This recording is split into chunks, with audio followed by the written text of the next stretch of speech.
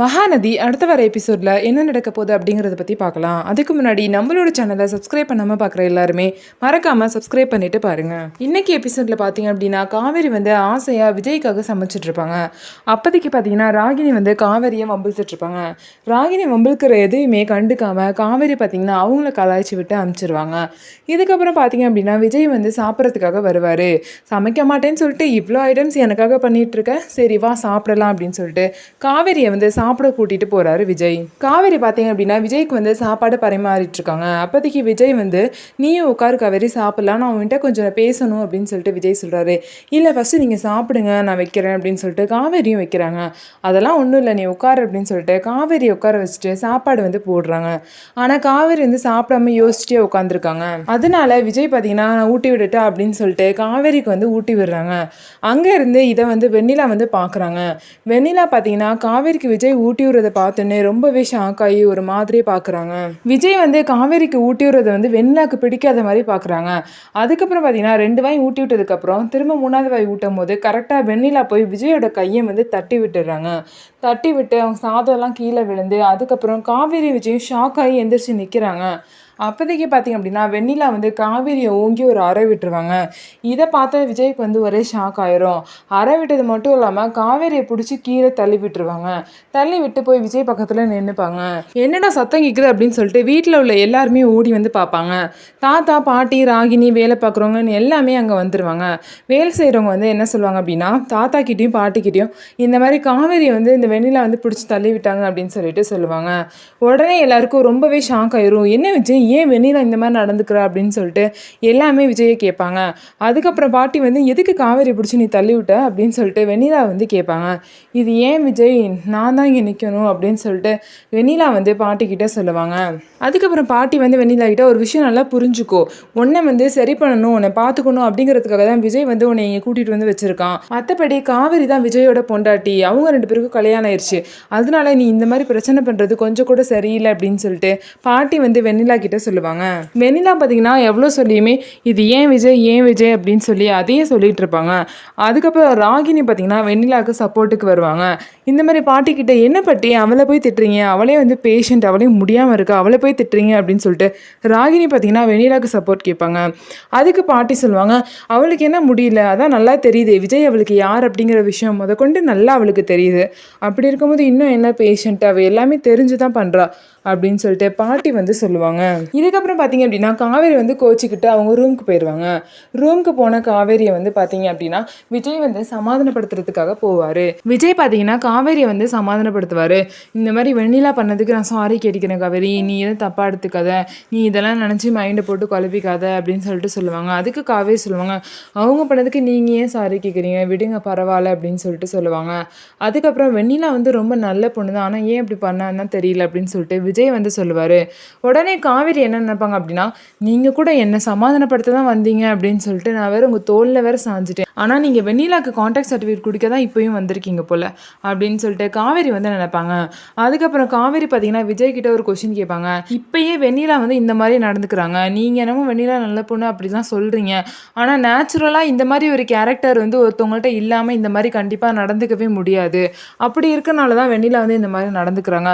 Suppose வந்து அவங்களுக்கு ஃபுல்லாக குணமாகி இந்த மாதிரி நம்ம 2 பேரும் கல்யாணம் பண்ண விஷயம் தெரிஞ்சால் அவங்க எப்படி ரியாக்ட் பண்ணுவாங்கன்னு தெரில, இந்த விஷயத்த நீங்கள் அவங்கள்ட்ட எந்த விதமாக சொல்லலான் இருக்கீங்க அப்படின்னு சொல்லிட்டு காவேரி விஜய் கிட்டே கேட்பாங்க.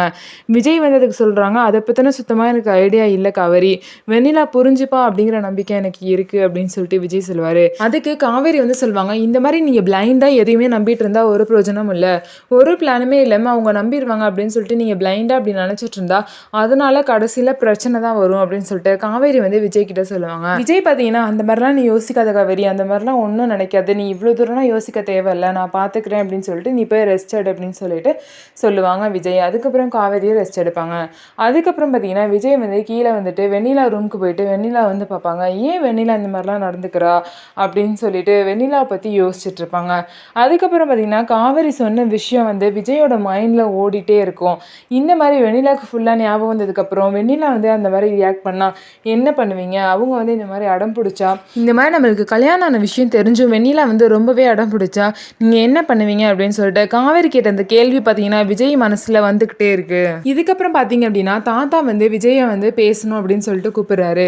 விஜய் வந்து தாத்தா கிட்ட பேசுறதுக்காக போகிறாரு. தாத்தா வந்து என்ன சொல்கிறாரு அப்படின்னா, இந்த மாதிரி இப்போ புரியுதா விஜய், நான் வந்து வெண்ணிலாவை வந்து ஹாஸ்பிட்டல்லே அட்மிட் பண்ணிட்டு வா அப்படின்னு சொன்னதுக்கான காரணம் வந்து உனக்கு இப்போ புரியுதா? இந்த மாதிரிலாம் ஏதாவது நடந்துருமோ அப்படின்னு சொல்லிட்டு பயந்துட்டு தான் உன்னை வந்து நான் ஹாஸ்பிட்டல்லையே அட்மிட் பண்ணிட்டு வர சொன்னேன். ஆனால் அதெல்லாம் புரிஞ்சுக்காம நீ வெண்ணிலாவை கூட்டிகிட்டு வந்த. இப்போயாவது உனக்கு புரியும்னு நினைக்கிறேன் விஜய். இதனால உன் வாழ்க்கை எவ்வளோ தூரம் பாதிக்கும் அப்படிங்கிறத நீ இப்போயாவது புரிஞ்சுக்கோ அப்படின்னு சொல்லிட்டு தாத்தா பார்த்தீங்கன்னா விஜய்க்கு வந்து அட்வைஸ் பண்ணுவார். இதுக்கப்புறமாவது நீ ஒரு நல்ல முடிவாக எடுப்பேன்னு சொல்லிட்டு நான் நம்புகிறேன் அப்படின்னு சொல்லிட்டு தாத்தா வந்து போயிடுவார்.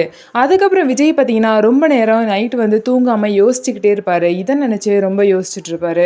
அதுக்கப்புறம் பார்த்தீங்க அப்படின்னா விஜய் வந்து ஒரு நல்ல முடிவாக எடுக்கணும் அப்படின்னு சொல்லிட்டு யோசிப்பார்.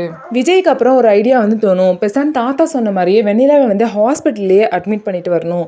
அதுதான் சரியான வழியாக இருக்கும்னு நினைக்கிறேன். அப்போ தான் குடும்பத்தில் உள்ளவங்களும் பாதிக்கப்பட மாட்டாங்க. காவேரியும் முக்கியமாக அதில் பாதிக்கப்பட மாட்டா. மற்றவங்களுக்கும் எந்த பிரச்சனையும் வராது அப்படின்னு சொல்லிட்டு விஜய் வந்து யோசிப்பார். எப்படி இருந்தாலும் வெண்ணிலா வந்து உடம்பு சரியாகிற வரைக்கும் தான் இங்கே இருக்க போகிறா. அதுக்கப்புறம் நம்ம கண்டிப்பாக அவளை எங்கேயாவது விட்டு தான் ஆகணும். அதே மாதிரி இப்போயே வந்து அவளை சரியாகிற வரைக்கும் நம்ம ஹாஸ்பிட்டலே வச்சு இது பண்ணிக்கலாம். வேணும்னா அவளுக்கு ஞாபகம் வரதுக்காக நம்ம அப்பப்போ வேணா இங்கே கூட்டிகிட்டு வந்துக்கலாம் அப்படின்னு சொல்லிட்டு விஜய் வந்து யோசிப்பார்.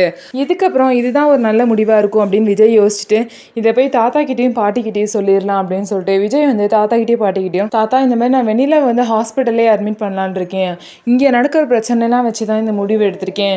நீங்கள் சொன்னப்போ எனக்கு புரியல, ஆனால் இப்போ எனக்கு நல்லாவே புரிஞ்சிருச்சு தாத்தா அப்படின்னு சொல்லிட்டு விஜய் வந்து தாத்தா கிட்ட சொல்கிறாரு. அதுக்கப்புறம் தாத்தாவும் வந்து சரிப்பா உனக்கு புரிஞ்ச வரைக்கும் சரி, உன் மனசை கஷ்டப்படுத்தணுமோ இல்லை வெண்ணிலா வந்து இங்கே வச்சுக்க கூடாது அப்படிங்கிற எண்ணத்தில் நாங்கள் சொல்லலை. இதனால் உன்னோட வாழ்க்கை பாதிச்சிடக்கூடாது அப்படிங்கிற ஒரே காரணத்துக்காக தான் நாங்கள் இவ்வளோ தூரம் பேசுகிறோம் அப்படின்னு சொல்லிட்டு பாட்டி வந்து சொல்லுவாங்க.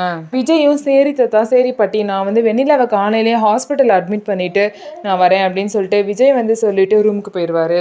இதுக்கப்புறம் பார்த்தீங்கன்னா காலையில் ஆனோடனே விஜய் வந்து வெண்ணிலா வந்து கிளப்பிட்டு இந்த மாதிரி ஹாஸ்பிட்டலில் வந்து அட்மிட் பண்ணுறதுக்காக கிளம்புவாங்க.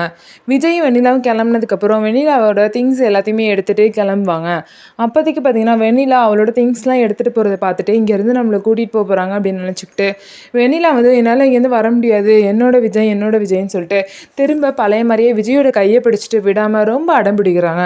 இதை பார்த்தா தாத்தா பாட்டி பார்த்தீங்கன்னா சொல்கிறது கேளு வெண்ணிலா, ஒழுங்காக அடம் பிடிக்காமல் விஜய் கூட பண்ணி போகிற அப்படின்னு சொல்லிட்டு தாத்தாவும் பாட்டியும் விஜய் கூட அமுச்சு வைக்கிறாங்க. விஜயும் பார்த்தீங்கன்னா வெண்ணிலாவை கூட்டிகிட்டு ஹாஸ்பிட்டலுக்கு கிளம்பிடுறாரு. இதுக்கப்புறம் பார்த்தீங்கன்னா கொஞ்சம் நேரம் கழிச்சு காவேரி வந்து தூங்கி எழுந்திரிச்சு கீழே வராங்க.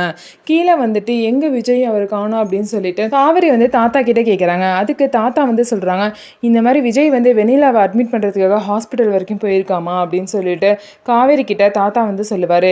அதுக்கு காவேரி சொல்கிறாங்க, ஏன் தாத்தா என்னாச்சு, வெண்ணிலா இங்கே தானே இருந்தாங்க, எதுக்காக ஹாஸ்பிட்டல் கூட்டிகிட்டு போனாங்க அந்த மாதிரி காவேரி வந்து கேட்குறாங்க. என்னம்மா நீ இப்படி கேட்குற, நேற்று இவ்வளோ தூரம் பிரச்சனை நடந்திருக்கு, இதுக்கப்புறம் வெண்ணிலா இங்கே இருந்தால் சரியாக இருக்குமா, நீயே சொல்லு. அதனால தான் நான் கூட எதுவும் சொல்லலை, விஜயா யோசிச்சு தான் இந்த முடிவை வந்து எடுத்து வெண்ணிலா வந்து கூட்டிகிட்டு போயிருக்கான் அப்படின்னு சொல்லிட்டு தாத்தா வந்து காவேரி கிட்ட சொல்லுவாங்க. காவேரிக்கு பார்த்தீங்கன்னா வெண்ணிலா விஜய் கூட்டிகிட்டு போனது என்னதான் ஒரு சந்தோஷமான விஷயமா இருந்தாலும் இன்னொரு சைடு பார்த்தீங்கன்னா விஜய் வந்து இது முழு மனசோட செய்வாரான்னு தெரியலையே அப்படின்னு சொல்லிட்டு காவேரிக்கு வந்து கொஞ்சம் மனசு வந்து கஷ்டமாகவும் இருக்கு. இதுதான் அடுத்த வார எபிசோட்ல நடக்க போகிற கதை. நம்ம வீடியோ உங்களுக்கு பிடிச்சிருந்தா நம்ம வீடியோவை லைக் பண்ணுங்க. அதுக்கப்புறம் நம்மளோட சேனலை சப்ஸ்கிரைப் பண்ணிக்கோங்க.